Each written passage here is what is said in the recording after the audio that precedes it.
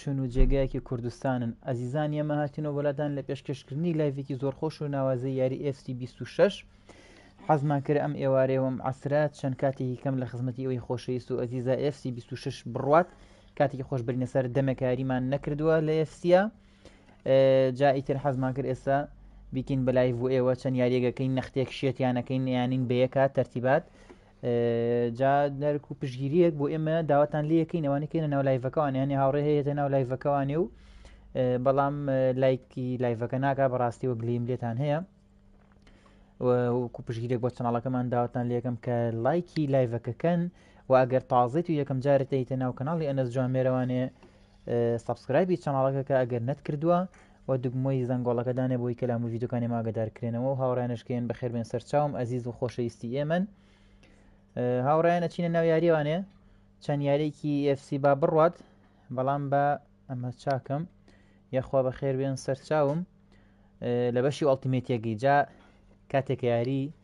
FC26ەکەی ئەچتە ئۆڵتیمێتیەوە بەڕاستی ئەهات جەوێکی مامە بەس من لایک ئەەکەم وەرە من لەگەڵ ئێوەم نییە قوربانە مێوە خۆشەویست و ئەزیزی من نا هەنێک هاوڕێ هەیە ئەڵم نایکە ئەژینا ڕاستەکەی هەنێ هاوڕێ هەیە کە ئەوە درێغی ناکە بەڵامی ترجە سەبۆن لایڤەکانمان سەیریکەن لە 29 لایک 30 لایکایە بەڵام کەمە وانە یعنی ئەبێ بڕاتە سەرەوە بۆ نمونە هەر لایڤێک بڕاتە سەر و 50 لایکەوە وانە یاخوا بەخێر بێ سەرچاوم کورد گەیمەر بەخێر بێ سەرچاوم خۆشەویستی براکەم یاخوا بەخێر بێ FC26 ئەڵتیمێتیتان بۆکەین جا سەیری یاری و تەرتیباتکەن ئەیانین بەیەکە ئێستا یەک دو یاری خۆشەکەین هاوڕیانجا ئەم شەو لایڤمانە بێت هەوڵین ئەم شەو سەیریکە تیروپشکی مۆندیالە باشە ئەم شەو تیروپشکی مۆندیال ڕاکێشرێت یاخوا بەخێر بێ سەرچاوم ئەم شەو تیروپشکی مۆندیال ڕاکێشرێت سعات 8 ئاگدار بن هەوڵین بتوانین بە لایڤ بۆتان بگوازینەوە ئەگەر هەوڵ توانیمان بە لایڤ بۆتان ئەگوازینەوە تیروپشکی مۆندیال دوای ئەوەش لە نەختێک ئەچینە لایڤێکی ترەوە بەڵام ئەگەر نەشکرا ئەوە گلەیمان لێ مەکەن بەڵام تا بتوانین هەوڵی نەم شەو یاری تیروپشکی مۆندیالتان بۆ بگوازینەوەنێ باجارە بزانین ئۆبجێکتەکانی هیچمان بۆهاتەوە هیچ نییە بچینە ناو یاریەوە ڕاستەوخۆها وڵای دەمێکیشە FCم نەکردووە ئاگاشم هەر لی نەماوە نازانم چ باسە چ باز نییە من FC25م زۆرە کرد FC25 بڕواکەن زۆر یعنی تەواو یاری مەکرد بەڵام ئەم ساڵ تۆزێک دابڕاوم لە FC26 تەشکیلەکەم یعنی ئەوە نییە بڵێ زۆر باش بێ بەڵام خراپیش نییە ئێترەوە بەو جەهینی هێنا پاشامێنە ئەم شەو تیروپشکی مۆندیال ڕاکێشرێ بڵێ وەڵاهی لەوانەیە نازانم وعد نایم ئەزانی چۆنە لایڤەکانمان بڕۆ ڕۆبلۆکس کاگەنەسی لێ نییە کاگەنەس بابێت و ئیشەڵا هەوڵین ڕۆبلۆکسکەین وەڵام شەو هینە لەوانەیە فۆرنایتمان هەبێ و لەوانەشە نەمان بێ ئاوا ئیتر نازانم بەڵام وعدی لایڤ ناین ها لایڤەکان ناتوانانی وعد بێ وەکو پێم وتون هەموو جارە پێم وتون کاتێکە وعدی لایڤی ئەڵێ ئەم شەو لایڤەکەینەوانەیە کاتێکە لایڤەکە ناکەیتەوە ئەها خۆش نییە وعد خلاف دەرچی بۆیە نابێ ئێوە گلەیمان لێ بکەن لەوەیە باشە بەڵام پەلەمەکەن بە لە تیکتۆکیش لایڤەکە بگوازینەوەنێ مەچۆتە سەر ئەمە با کاگەنەسی لێ نییە وەڵا هینە لایڤ هینمانەکردەوانێ ڕۆبلۆکس بەڵام کاگەنەس لێرە نییە ئەم جنەکانی فەنەرباخچە خراپ نییە دەی لە نەسڕیشە چێ خراپ نییە بە ئەمە بڕۆ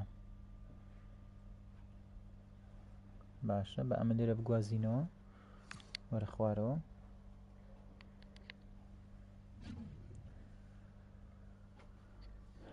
ئەی هاوار FC26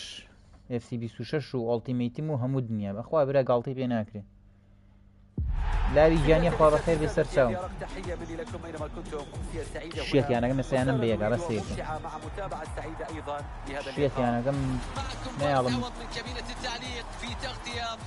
سای چەند یاریە بینەوە ئەسکەرە لایڤەکەی توکشم حاضر کردای بووی کە بغرض تكون مباراة كبيرة في الجولة الافتتاحية من ديفيجن رايفلز يكون الكل متشوق ومتحمس لرؤية شكل هذه المنافسة باشە با دەستکەین بە یاری جەماعە دەزانیت چی بەس خۆمی لێم ناتوانم کۆمنتەکان زۆر ئاگام لێ بێ ئەی خوێنمە بەڵام زۆر بە یەکەم دەقە گۆڵمان لێ نەگرێ بڕۆ باوکم وەڵا باوکم بڕۆ خۆتی وەرە و تۆڵەم بەرێ بۆ کوێ بێت الآن مشاهدين تشكيلة الفريق المضيف في هذه المباراة جا زانیت چی خۆشە ئەمەنە خۆشە کە سەلام بەخێر بێ یەخوا ئەزانی چی لە هەمووی خۆشتر زای حەزم لێ چیکەم 6 گۆڵ کەم باشە ئەجا کەسێرەی جێمی یەکەم تاوانە بۆ لێفتەکە ئەیتر زۆر هەستێکی خۆشمەیە جاری جێمی یەکەم تاوانە بۆ لێفتەکە ئەڵێ میسی یان ڕۆناڵدۆ وەڵی مەیلی گیان نەزانی چییە ڕۆناڵدۆ بەڵام ئەگەر تۆ جمهوری میسی دڵە عادز نەبێ باشە گۆڵیگرا گۆڵیگرا گۆڵیگرا گۆڵیگر نەمیاش سمعانی زیاتم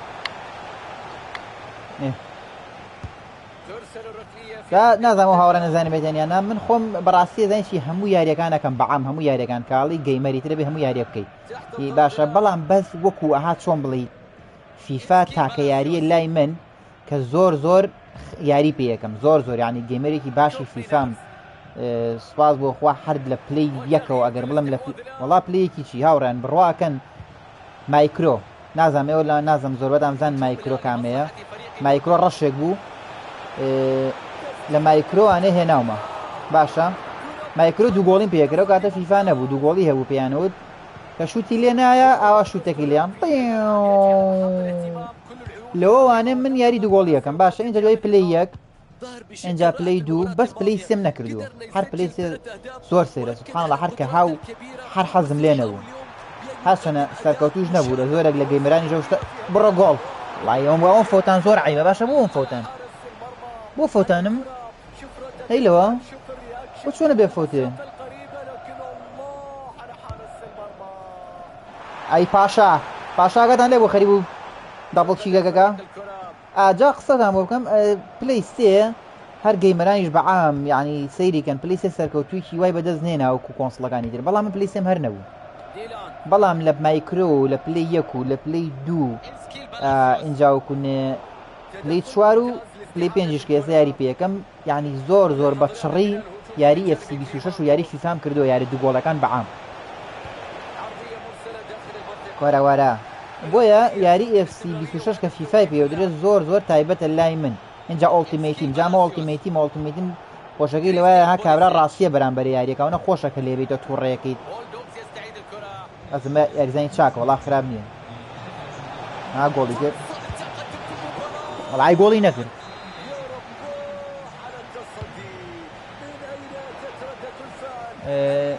ئەمڕۆ جومعەیە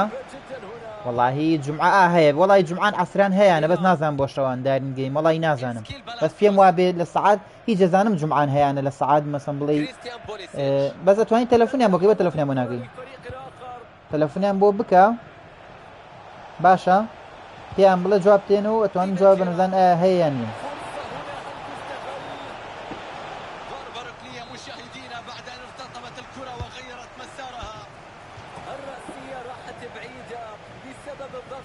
هەرا و هاوڕانی لە تیکتۆکن تخوا پێم بڵم زان سەوتم هێت یانە هاوڕیانی کە لە یوتیوبان سەوتی لایڤەکە هێت باشە بۆم بنووسن بە کۆمنت ئاڵێ هاوڕێ لە بۆ میتە کوا میتە قساکەم وەڵام سەوتم هێت یان نایەت ئەگە سەوتم هێت بۆم بنووسن بڵێ عیبینە کێشەی نییە سەوتەکە بۆ چی وەستا کورە گۆڵە لێەکەم ئەیلۆ وڵات چاک تەواوی تر میوت نییە کوا میوتم میوتم نەکردو وەڵا نازانم بۆ میوتم مەکەن وەڵای میوتم نەکردووی براکەم بۆچی میوت کەس ناتوانێت میوتەکە بۆچی کەس میوت ناکە سەوت نییە بۆ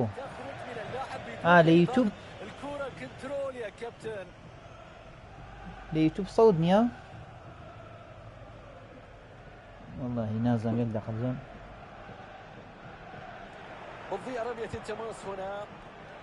لێسە لە یوتیوب سەودەیان نییە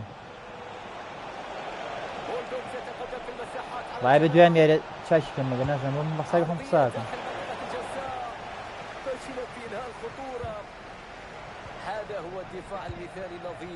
با سەوت هەیە لە یوتیوب وا سەوتەکە عیبی نییە کێشەی نییە وەلای خۆم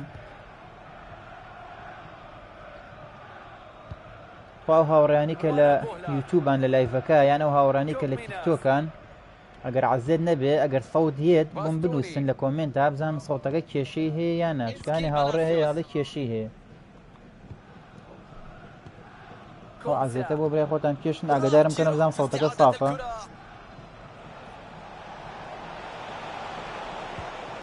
هجوم منظم، تمريرة في مكان خطير. واخري بقولك جميلة للتسجيل، لكن الرأسية لم تكن متقنة.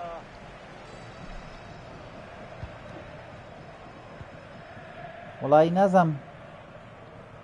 بس تولي الصوت نية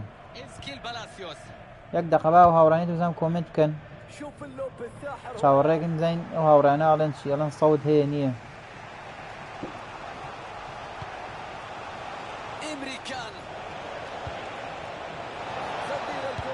والله مشغولي لايفك وطول ملكرة انا وهاورانا كلي لايفنت كات وانا قدر ما كانوا زين صوتيت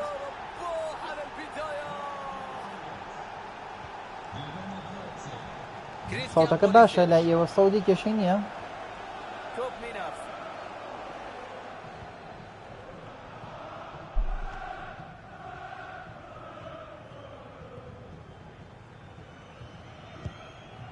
طيب هذا يورسي كسر كومنت يجنا نسيستا كم صوت نيلا يعني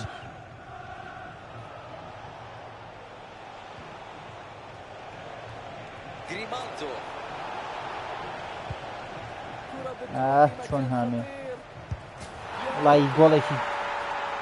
يتامي كيف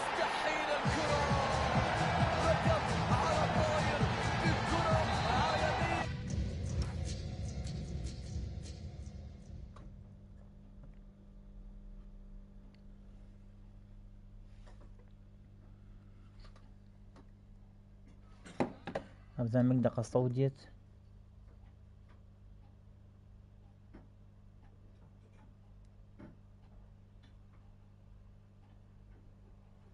والله نازم لايفا قالي كيشي ترى هاوران صوت جيت أنا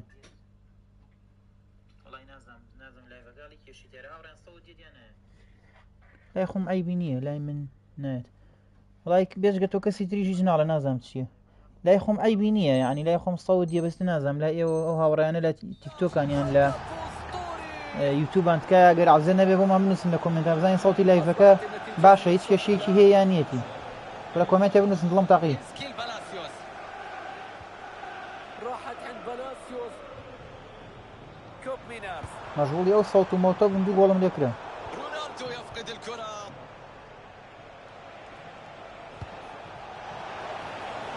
هذه كرة هدف يلعب الكرة كامبو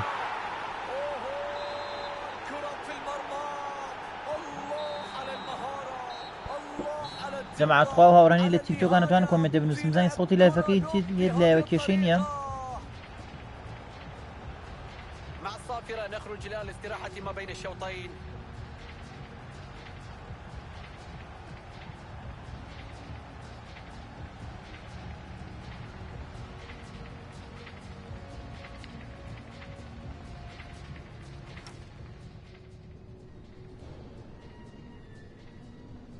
والله نازم كسي جناله نزيجي هجونا فلا لايفكايا كاس كومنت نانوس يبو ما نزانين اللايفكا صوتيت تنها اقدر مكانوا تشكاني هاوري لايف صوتي نية بزين لا ايوا صوتي باشا وهاوراني تيك توك كالا كومنت ابو ما بنسنا عزيز نبي يعني هاوراني يوتيوب هيك ابو ما بنسى لكومنت بزين صوتيت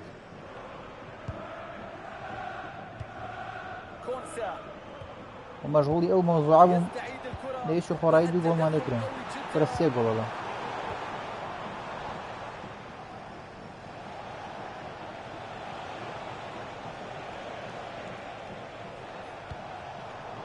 لا طبعا بريء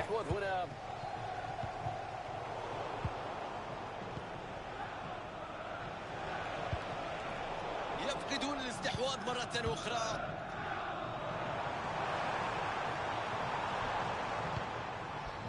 صلاة براكم بخير بيا اخوة على الشيخ ايان صوتي لايفك هيد لايت ويش كشيكي هي يعني يتمنى ولا كومنت ابو من مستقى وكذا جواب نهاية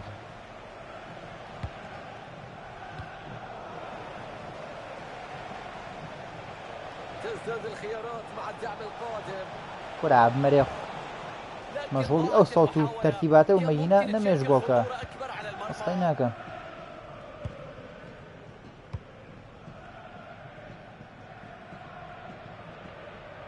شياتي كم خابرار اي باشا اي باشا هجوم واحد من جانب جريمالدو اي هاوار خوي جير كردو اخوا عوازم هل براسي صوتنا شكوتا برادرش سلامي كرد بس دوای سلامك جوابي نما طاو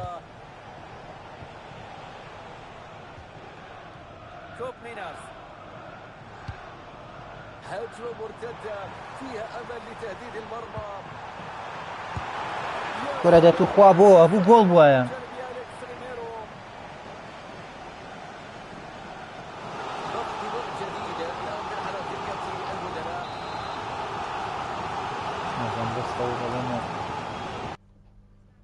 الو الو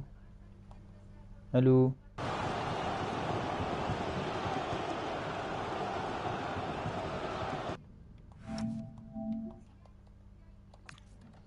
أرى جماعة باش بو صوتي لايفەکە ئێستا هێت یان نایە وەڵی نازانم لای ئێوە وایە یان نازانم بۆچی وایە یەک دەقە با بچمە سەر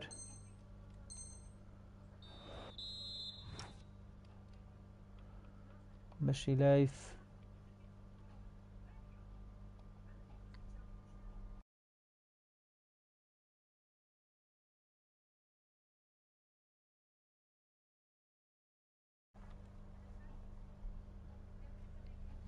ئێستا نازانم باش بوو لای ئێوە سەوت دێت یان نایەت وەڵی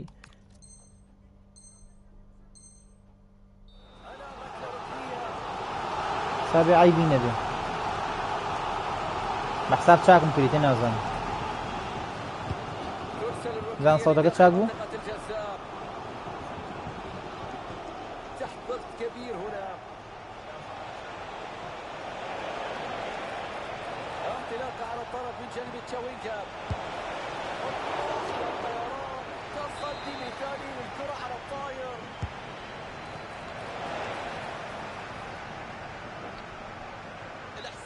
تعكس التفوق الكبير في مباراة اليوم فرصة بعد فرصة تأتي الفريق يسير بشكل جيد يحسم الأمور حتى هذه اللحظة فرصة باتجاه مركز راشفورد براعة والتألق في التصدي كرة مع ستيفي هجمة مرتدة واحدة لنا في هذه اللحظة يا سلام على التصدي غير عادي بالمرة هذا الموقف يعني بنسبة كبيرة هدف لكن التألق بام يا ريت طاوة بطازة والله وني نقول لك ابن الشتين كله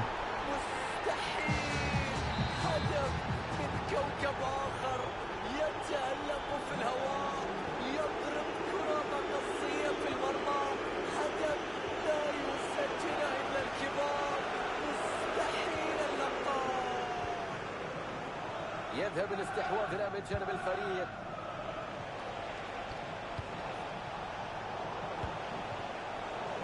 وصلنا إلى آخر 20 دقيقة من الوقت الأصلي للمباراة يا رب روعة وتألق ارتماء سريعة وتصدي على الطائر تجرى الآن التبديلات في صفوف الفريق ضربة ركنية تلعب في داخل المنطقة ينجح الضغط العالي في استعادة الكرة يا رب الكرة في المرمى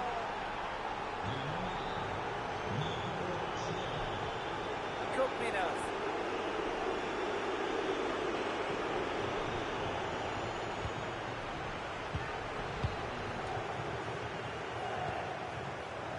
رودريغيز انطلاقة ممتازة على طرف الملعب والمساحة موجودة الله على خطيرة على فرصة خطيرة انفراد تام لكن خطأ فادح في تنفيذ الكرة سجل الهاتريك أكمل الثلاثية المباراة الخيالية المثالية الاستثنائية مباراة غير عادية يخطف الأضواء كل الأضواء والأنظار والله جماعة أم ياري باوا بروا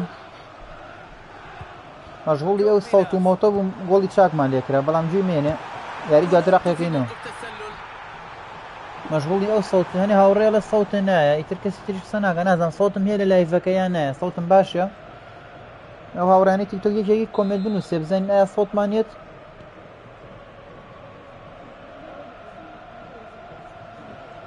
نلعب الآن في العشر دقائق الأخيرة من الوقت الأصلي وهنا حالة تسلل واضحة بالتأكيد.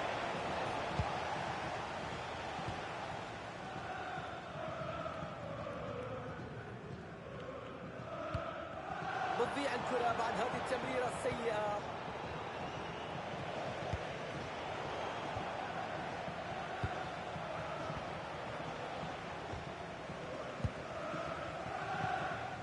كريستيانو رونالدو، ماركوس راشفورد. ممتاز الدفاع هنا في استعادة الكرة وإيقاف الهجوم.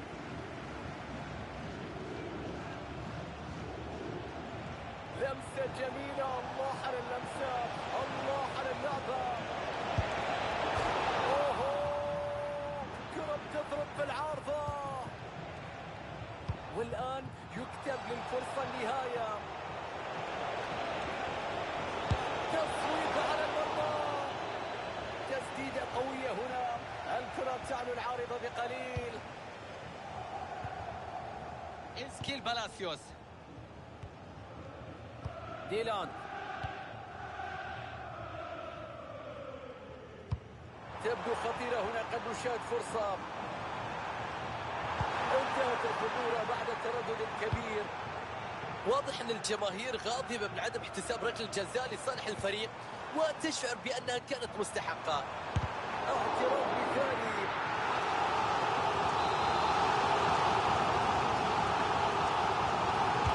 ترسل ركنية الى داخل المنطقة. حارس المرمى جابت كل شيء في اللقطة الماضية، المسافة كانت قريبة، حافظ على تركيزه ونجح في الاختبار. وصلنا لنهاية المباراة والصافرات حكمت اللقاء تؤكد على فوز الضيوف اليوم. من یاریمان تەواو کرد بەڵام بەس نازانم الأداء الجيد تحول لنتيجة كبيرة في الملعب وهذا هو النجاح المثالي في عالم كرة القدم. يا الله على الروعة.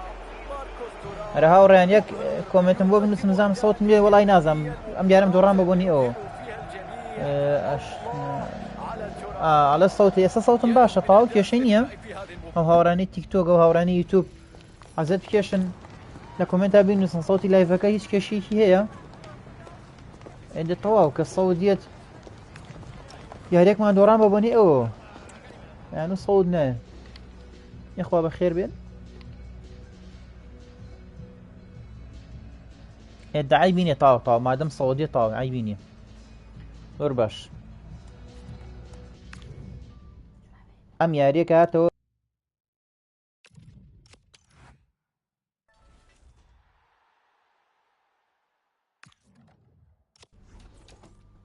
بە ئەم یاریان بڕوالی گەڕێڵ ئەم یاریە دەستەکەم تەشکیلەکەم ئەزانی چی وەڵی عیبی نییە با بڕێنە ناوەدی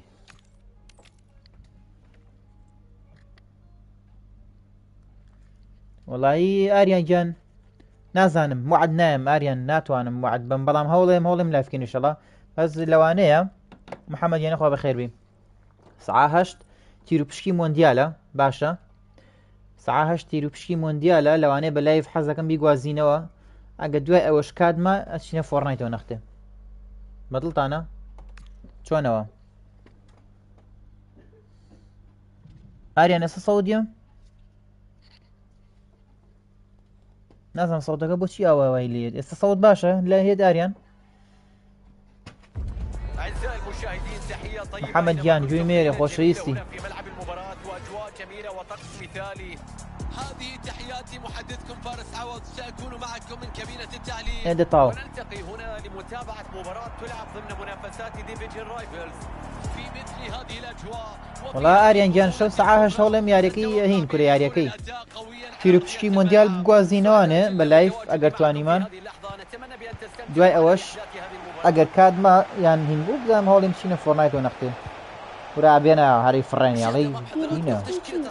ها ساعة تيروبشكي مونديالا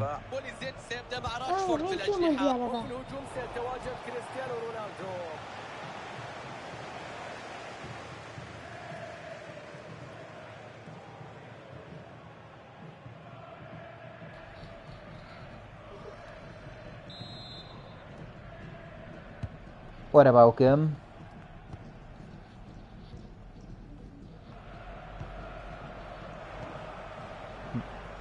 نایچی ئەو یاریزانە وا لێ نەکەی لە دەقەی چلا لێفتکە خۆش نییە ها کاتە لە دەقەی چلۆ لێفتەکە دۆڕێ بڕۆ بڕۆ بڕۆ بۆ گەڕایتەوە بۆ گەڕایتەوە تخوا باش وڵا غەڵەتی کرد غەڵەت بە غەڵەت غەڵەت بە غەڵەت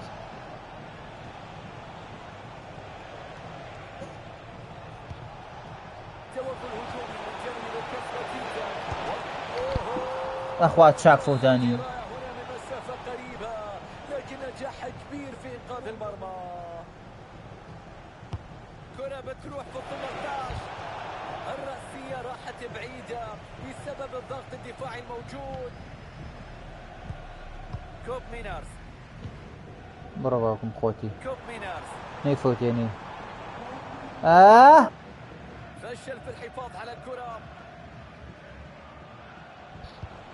كولوسيفسكي لوكاس باكيتا الله يسيري تشكيلەکەی من نەکرد نازانم چی پێ بوو خوا بە مەسایتەری یاریەکە نازانم چی پێ بوو لە دەرچۆ ئۆفساید یا گۆڵ والله ئۆفساید والله ئۆفساید خۆم زانیم لتحبط الآمال بالنسبة للفريق. تيريوري تأتي الفرصة مع الهروب بەخوا جوان قەتعام کرد بەدڵتان بۆ قەتعە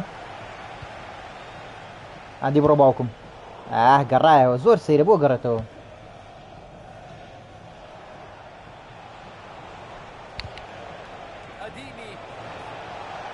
دەرچوو نەخواوتم گۆڵەکە ئێستا جەهانی یاریزانێ زانیی یەکشی زۆر ناخۆشە هەرۆنی گۆڵێکی کرد ئیتر دوانوسیانە ڕوا خۆی گۆڵی یەکەم چێ کردی ئەوە مهمە بڕواکەن هەر گۆڵی یەکەمی شەردە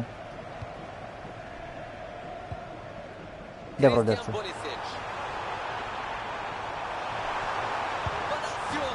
دەبڕۆ دێی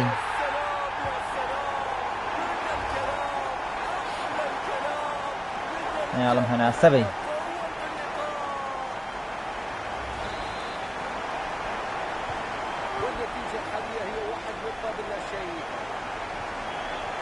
بقرمة بقرمة على حسابي خوي قرمة به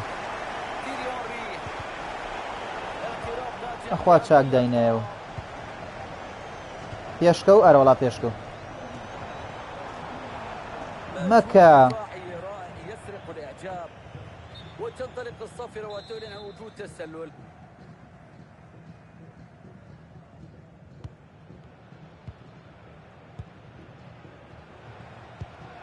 كريستيانو رونالدو في التوقيت المثالي ياتي التدخل.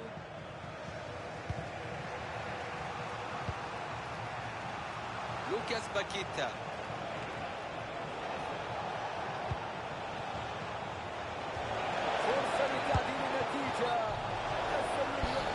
اخوات شاك فوتاني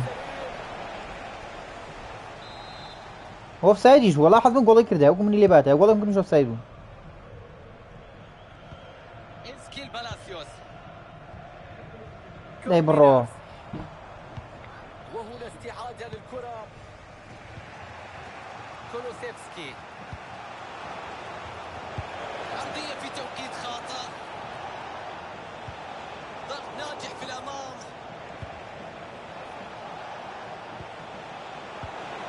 أداء دفاعي مميز لا يترك مجالا للهجوم. كريستيانو رونالدو بيلعب الكرة بينية دبر ردي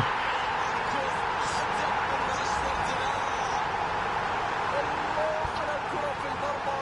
على الروعة، على التسجيل، على المهارة، على كرة تحرك الشباك. كرة ما لا من زلاتان شتي بقوة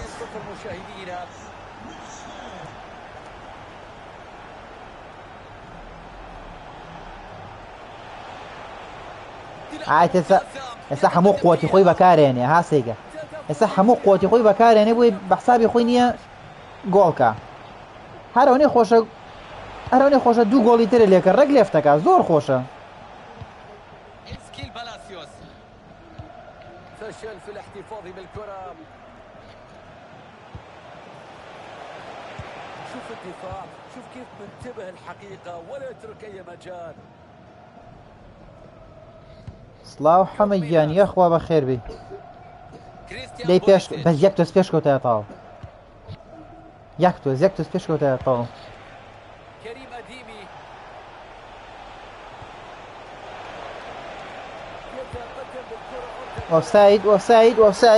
ئۆفسایدەکەی خۆمانە.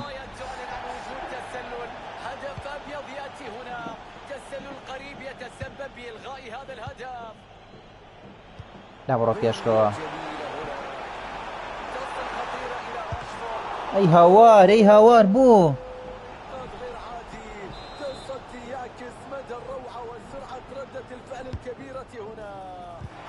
ئەی بتخۆم.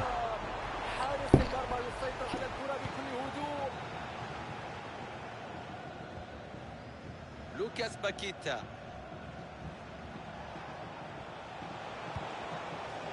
تيري اونري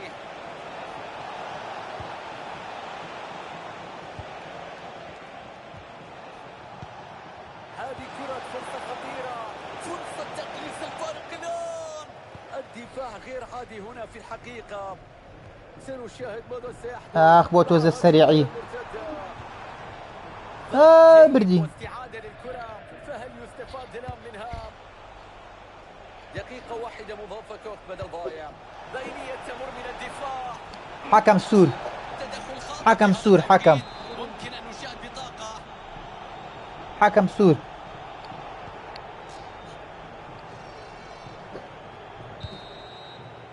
إذا أعزائي المشاهدين تنطلق الآن صافرة نهاية الشوط الأول.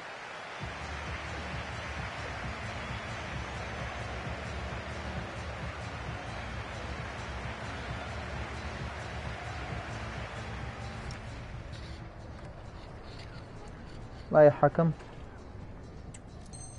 تشيلو ناقورن دي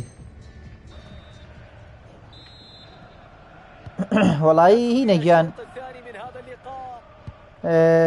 حەمەدیان نەزانی چییە ئەمە هینە بەرشەو ڕیاڵی نییە ئەمە ئۆڵتیمێتیمە یعنی ئۆنلاین باشە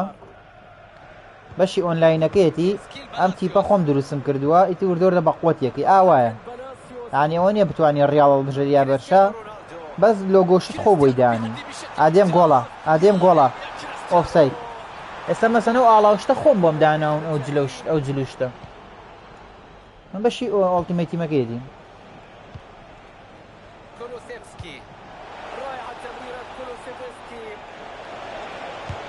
هاي لو قطعة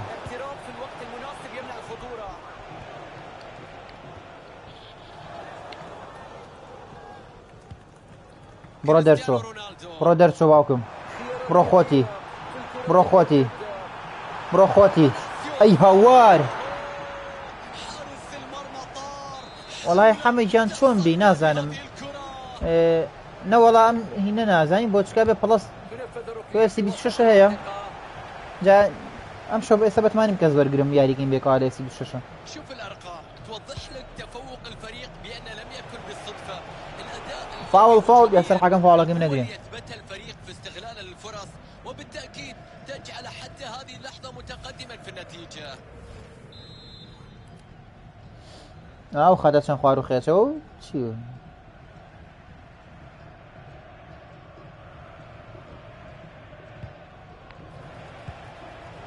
افتكاك في المكان والزمان المناسب. عادي درسوا واقم كرة حكم تدخل ممتاز وافتكاك للكرة في منطقة الخصم. استعادة للكرة بنجاح بسبب العمل المميز. ينجح الضغط العالي. باشا حمديان بس استنى والله بتماني مكز برقرم هو به لايفي تايبه ده ها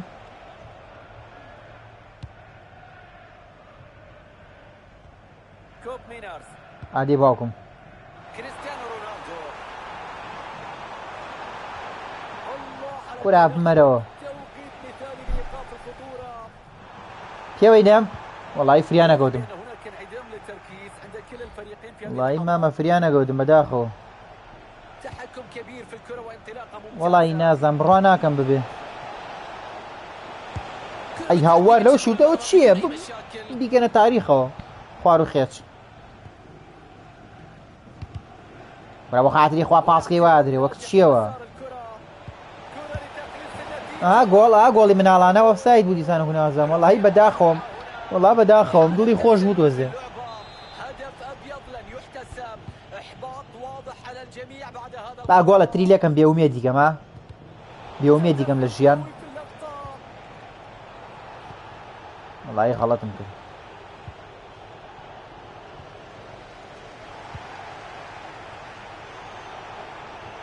من جول تريليا كم ده تخوا ورا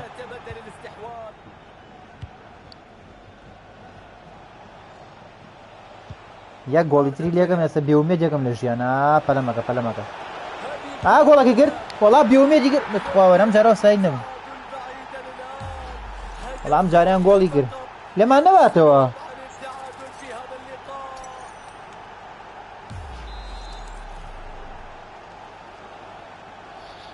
والله من زايد شو انا حظ من اف سي 26 زور يعني اگر خوم دیاری کم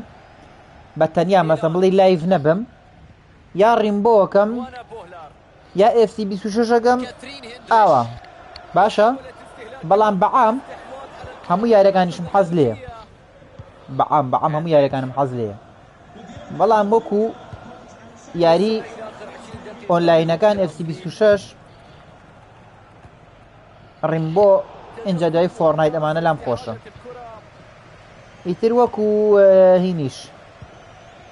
وەکو ئۆفلاینەکانیش ڕدەیت دەرچوو بڕۆ باوکم دەی بیکە بە پەنارتی وەرە هەر ئاوتەکەشی نەیانێ هەر ئاوتەکەشی نەیانێ نەک پەنارتی هم گۆڵەمان لێ نەکا دەخوا خۆ یاری بێتامە جاری وایە خۆتە کوژی وەختێکە زانین لەپڕ ئەو بە دەقێ دوو گۆڵەکات وی باتەوە تەواو دەرچوو ئاخ لەو خەڵەتە وەڵای من بۆ تاکەمەڵ نایە و خۆی لە خۆی بووی هەڵا گۆڵەکەی کرا گۆڵەکە وەڵای گۆڵەکەی کرد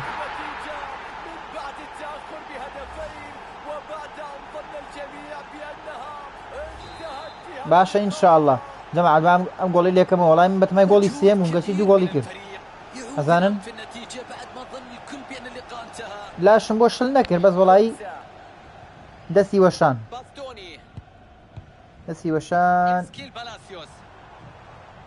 کاکە پێشکەون بۆ خاتری خۆ بۆیان لەوە یاریزانانە هیلاک بوون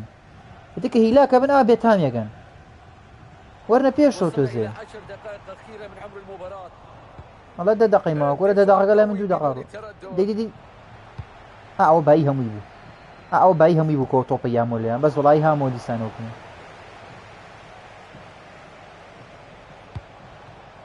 كريم أديمي يبحثون عن تسجيل هدف التقدم في فرصة قد تكون الأخيرة دي برو بازم جامي بيشكو يجب استغلال جماعات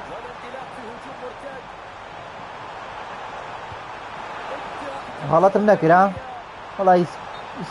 خوا اوفسايد والله زاني غلطه مهم جدا لعب التمريرة بشكل سريع وعدم الاحتفاظ بها كل هذا الوقت تأخير التمريرة سبب هذا التسلل ورا اخوانا قابراكم خوشيسي دولي عزيزي هموتان خوشيسي بس فلما كبام قوله ورا تيري هنري بيكاكا بقران يارزين زور باشي بيه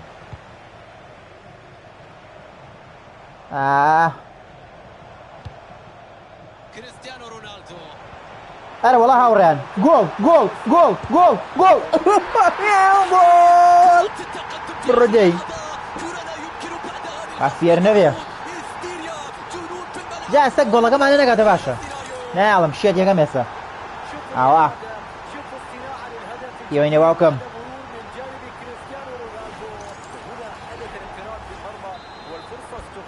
ئەوە سێ و دوو دقەیە 89 اینجا لامی خۆشترە زانی چییە؟ ئاستا تۆپ مێتەقاس پێڵم چی خۆشە ئاسێگەسێکە تۆ تۆگە دەقاچم دەقێش تا نوێ عیبە یعنی ئەو شتە نەکەی وایە تخوا چۆن شتی وایە وانێت خوا وانێت جەماعەت یعنی ها عیبە وانەکەی تۆ دەقێش تا نوێ بێ و یاریگە قورس و 32 هەر عیبەیە عیبە و تۆپ وا لێنەکەی زۆر عیبە بەخوا بێ وای لەبێ وەرە وەرە باوە وەرە وەڵی کردەوە حیامان چوو ئەمڕۆ دەی دۆڕە نەمان دۆڕان تەعادل بووین داخەوم خەتای خۆم بوو زۆر باش بوو ئەوەش بە خۆشیەوە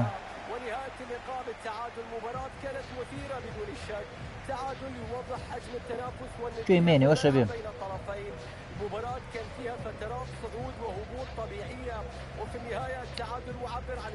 والله حەمە گیانە یاریگە خۆش بەس گۆڵەکەی کردەوە ئاخری دەستان خۆش بە خۆش ئەیسان هەمووتان ئەزیزن خواتان لەگەڵ